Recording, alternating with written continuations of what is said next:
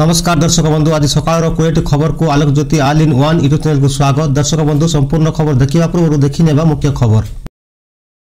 दर्शक बंधु प्रथम खबर देखा ओल्टी गला बाजी ओडिशा रे सरकार गढ़ बीजेपी एग्जिट पोल को नहीं बढ़िला चर्चा। 2024 निर्वाचन पर सरी भोट आउ एबे बूथ बाहुड़ा मत को नहीं सबुठी चर्चा। विभिन्न संस्था पक्षर भिन्न भिन्न एग्जिट पोल सामना को आसुची। आउ एतर एग्जिट पोल रिपोर्ट रे ओडिशार पद्म फुटिबा नहीं पूर्वानुमान करिसंती एकाधिक सर्वे संस्था। ओडिशा लोकसभा निर्वाचन रे बीजेपी 15 रु अधिक सीट जितिबा नहीं एकाधिक संस्था दाबी करिसंती बोली खबर मिलुची। सेहीपरि 2 नंबर खबर है सरप्राइज दे पारे जून 4 तारिख नेतांको छाती धड़धड़ चमकाई दे पारे जून 4 फलाफल राज्य एकाधिक आसन में आश्चर्य कर दे पारे रिजल्ट। जून 4 तारिख रे रिजल्ट पूर्व राज्य में राजनीतिक कलहल जारी रही। अधिकांश एग्जिट पोल कहूँ राज्य में भल करुच्ची बीजेपी। सेहीपरि राजनीति समीक्षक कहते 2019 अपेक्षा उभय लोकसभा और विधानसभा रे भल प्रदर्शन करिछि बीजेपी। परवर्ती खबर पश्चिम रे आउ 3 दिन हिट वेव 35 जनक अस्वाभाविक मृत्यु नहीं चिंता। परवर्ती खबर मौसुमी पूर्व अस्वाभाविक पाग पश्चिम रे ग्रीष्म उपकूल और उत्तर में काल बैशाखी। दक्षिण पश्चिम मौसुमी वायु ओडिशा छुईवा पूर्व राज्य में अस्वाभाविक पाग देखा देछि। केउटी ततला तो आउ केउटी कोहला पाग केतेक स्थान में काल बैशाखी तांडव रचुची। लगातार गोटे सप्ताह है राज्यर विभिन्न स्थान में सृष्टि होइतिबा एभली पाग साधारण लोकंक जीवन शैली को प्रभावित कलाणी। हठात ग्रीष्म प्रभाव बढ़िया जो पश्चिम ओडिशा लोकों जीवन प्रति विपद सृष्टि होइछि। उपकूल में गरम सह गुळुगुळी लागि रहिथिबारु लोके अणनिश्वासी अनुभूत करुछंती। एहारी भितर गत 24 घंटे उत्तर ओडिशा रे केतेक स्थान में काल बैशाखी तांडव रचिछि। लोकों धन जीवन नष्ट होइतिबा खबर सामना को आसिछि। बदलुथिबा पाणीपाग स्थिति को देखि स्वतंत्र रिलीफ कमिशन एसआरसी पक्षर जिलापाल मानक सतर्क करा जायछि। ग्रीष्म प्रभाव को दृष्टि रखी लोकों सचेतन कराइबाकू कहा जायछि बोली खबर मिलिछि।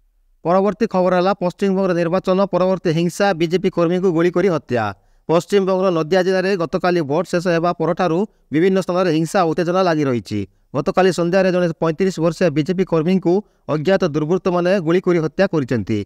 हत्यार शिकार हाफिजुर शेख कालीगंज चांदपुर बासिंदा एवं निर्वाचन पूर्व से सीपीआईएम छाड़ी बीजेपी रे जोग देथिले। एही हत्या को नहीं गतकाली तमाम एही अंचल में बीजेपी एवं टीएमसी समर्थकों मध्य छकापंचा लगी रही बोली खबर मिली। परवर्ती खबर है निद अजयजाणी अंशुघात मृत्यु 3 दिन में 19 जनकर प्राण गलाणी। राज्य में एवं दिन को दिन अस्वाभाविक मृत्यु बढ़ी चली। लोक मैंने बाटरे घाटरे हठात टली पड़ुंट हस्पिटाल को आने बेल को डाक्तर मृत्यु घोषणा करुंट।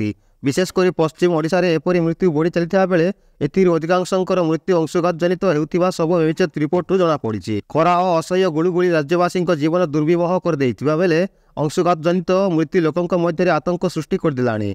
गत 1.5 दशंधि मध्य राज्य में एपरी अंशुघात जनित मृत्यु प्रथम कर देखा देथिबारु एहाकु किपरि मुकाबिला कराजिबो से नहीं समस्त द्वंद्व एपरी स्थिति पाणीपाग विभाग आकलन कलानी जे राज्य में आसंता सप्ताह मध्य गरम और गुळुगुळी रक्षा मिलिबार कौनसी संभावना नहीं बोली खबर मिली। परवर्ती खबर रोचक हेबो भोट फलाफल मयूरभंज रे अधिकांश आसन में कड़ा मुकाबिला। शेष पर्याय निर्वाचन शेष होइथिबा बेले मयूरभंज लोकसभा आसन में 13 और विधानसभा 8 आसन में प्रतिद्वंदिता करिथिबा 99 प्रार्थी भाग्य ईवीएम रे सील करा जायछि। दिनक ପରେ भोट गणति हेबाकु थिबा बेले गतकाली रातिरु विभिन्न दल पक्षरु हार जीत रे आकलन चलिछि। केउ बूथ और जोन रु केते भोट मिलिबो ताकु नै नेता और कर्मी हिसाब करिबारे लागिचंती बोली खबर मिलिछि। परवर्ती खबर भोट गणति पाई प्रशासन प्रस्तुति चूड़ांत।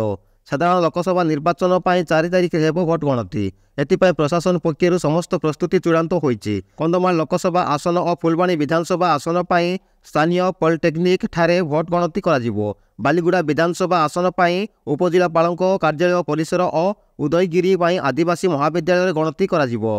फुलबाणी ठारे सुरुखुरु गणति कार्य संपादन पाई प्राय 300 कर्मचारी नियोजित हेबे। एथिमध्यरु 122 जन गणति प्रक्रिया एवं अन्य मानक आनुषंगिक व्यवस्था अध्ययन करिवे। फुलबाणी विधानसभा आसन पाई 10टी और लोकसभा आसन पाई 10टी टेबुल रे गणति हेबो।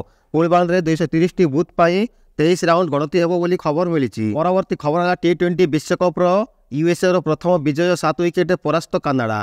क्रिकेट विश्वकप यूएसए रो प्रथम विजय पारंपरिक प्रतिद्वंदी कानाडा को 7 विकेट परास्त करिछि दल। न्यूयॉर्क T20 विश्वकप बिगोल बाजिबा परे उद्घाटनी मैच यूएस और कानाडा मध्य होइतिला। प्रथम बैटिंग कर निर्धारित 20 ओवर रे कानाडा 194 रन संग्रह कर अमेरिका को 195 रन टार्गेट देथिला। एही विशाल लक्ष्य को पिछा कर यूएस 17.4 ओवर रे मैच को 7 विकेट रे जीति नहीं। Match of the player Aaron Johns होइचंती। परवर्ती खबर है ढाबारे अटकिला ईवीएम थिबा गाड़ी राति तमाम जगिले बीजेपी प्रार्थी और समर्थक। गतकाली शेष पर्याय निर्वाचन पर मतदान पर जाजपुर रे एक भिन्न दृश्य देखा मिली। अनुमति नथिबा गाड़ी रे राति रे ईवीएम जाउथिबा बेले धर्मशाला ब्लॉक शंकरा डिहाठारे ଏହି ଗାଡ଼ିଟିକୁ ବଡ଼ଚଣା ବିଜେପି ପ୍ରାର୍ଥୀ ଅମର କୁମାର ନାୟକ ଓ ତାଙ୍କ ସମର୍ଥକମାନେ ରାତି ତମାମ ଜଗି ରହିଥିବା ଦେଖିବାକୁ ମିଳିଛି। ବୁଥରେ ଅନିୟମିତତା ଇଭିଏମ୍ରେ ଅନିୟମିତତା ଅଭିଯୋଗ ପରେ ଏହି ଘଟଣା ନିର୍ବାଚନ ପ୍ରକ୍ରିୟା ସ୍ୱଚ୍ଛତାକୁ ନେଇ ପ୍ରଶ୍ନବାଚୀ ସୃଷ୍ଟି କରିଛି ବୋଲି ଖବର ମିଳିଛି। ପରବର୍ତ୍ତୀ ଖବର ଜିଡିପି ତଥ୍ୟ ବୁଥ ବାହୁଡ଼ା ମତକୁ ନେଇ ଉତ୍ସାହ ବଜାର ଉପରେ ସମସ୍ତଙ୍କ ନଜର। ଦେଶରେ ଲୋକସଭା ନିର୍ବାଚନ ମତଦାନ ପ୍ରକ୍ରିୟା ଶେଷ ହୋଇଯାଇଥିବା ବେଳେ ବୁଥ ବାହୁଡ଼ା ମଧ୍ୟ ଆସିସାରିଛି। ଆଉ ଗୋଟିଏ ଦିନ ପରେ ଫଳ ବାହାରିବାର ଥିବାବେଳେ ଆଜି ବଜାର କିଭଳି ପ୍ରଦର୍ଶନ କରୁଛି ତାହା ଉପରେ ସବୁ ନିବେଶକଙ୍କର ନଜର ରହିଛି। ଯେଉଁ ସବୁ ସଂସ୍ଥା ବୁଥ ବାହୁଡ଼ା ମତ ଜାରି କରିଛନ୍ତି ସେଥିରେ ବିଜେପି ନେତୃତ୍ୱାଧୀନ ଏନ୍ଡିଏକୁ ବହୁମତ ମିଳିବ ବୋଲି ଜଣାଇଛନ୍ତି। ପରବର୍ତ୍ତୀ ଖବର ଆଜି ବିଶ୍ୱ ସାଇକେଲ ଦିବସ। ଫିଟନେସ୍ ଓ ପରିବେଶ ସୁରକ୍ଷା ପାଇଁ ବଢ଼ୁଛି ଆଦର। ଦିନ ଥିଲା ସୁନ ଗାଡ଼ି ବା ସାଇକେଲ ପରିବହନର ବଡ଼ ମାଧ୍ୟମ ଥିଲା। ଲୋକେ କୌଣସି ସ୍ଥାନକୁ ଯାତାୟାତ ପାଇଁ ସାଇକେଲ ଉପରେ ଭରସା କରୁଥିଲେ। ଏହି ସମୟରେ ସାଇକେଲ ଆବଶ୍ୟକତା ଅଧିକ ଥିଲା, ହେଲେ ଏବେ ବ୍ୟକ୍ତିଗତ ଯାତାୟାତ ପାଇଁ କାର ଓ ବାଇକ୍ ରାସ୍ତାକୁ କବ୍ଜା କରି ନେଇଛନ୍ତି। ତାହାରି ଭିତରେ କିଛି ହାତଗଣତି ସାଇକେଲ ଗଡ଼ୁଛି ସତ, କିନ୍ତୁ ତାହା ଯାତାୟାତ ଜରୁରୀ ମାଧ୍ୟମ ହୋଇ ରହିନାହିଁ। ସ୍ୱାସ୍ଥ୍ୟ ସଚେତନ ଲୋକେ ଫିଟନେସ୍ ଓ ପରିବେଶ ସୁରକ୍ଷାକୁ ନଜର ରଖି ସାଇକେଲ ବ୍ୟବହାର କରୁଛନ୍ତି। ଗତ କିଛି ବର୍ଷ ହେଲା ସାଇକେଲ ମାନିଆ ଦେଖାଇ ଦେଇଛି। ସକାଳୁ ସକାଳୁ ରାଜଧାନୀରେ ବହୁ ରାସ୍ତାରେ ଲୋକମାନେ ସାଇକେଲ ଚଳାଉଥିବାର ଦୃଶ୍ୟ ଦେଖିବାକୁ ମିଳିଛି। ସାଧାରଣ ଲୋକଙ୍କଠାରୁ ଆରମ୍ଭ କରି ସେଲିବ୍ରିଟି, ରାଜନେତା ଓ ବହୁ ଉଚ୍ଚସ୍ତତ ଅଧିକାରୀ ନିୟମିତ ସାଇକେଲ ଚଳାଇବାର ଦେଖିବାକୁ ମିଳୁଛି। ସହରର ବିଭିନ୍ନ ସ୍ଥାନରେ ସାଇକେଲ କ୍ଲବ୍ ମଧ୍ୟ ଗଠନ ହେଲାଣି।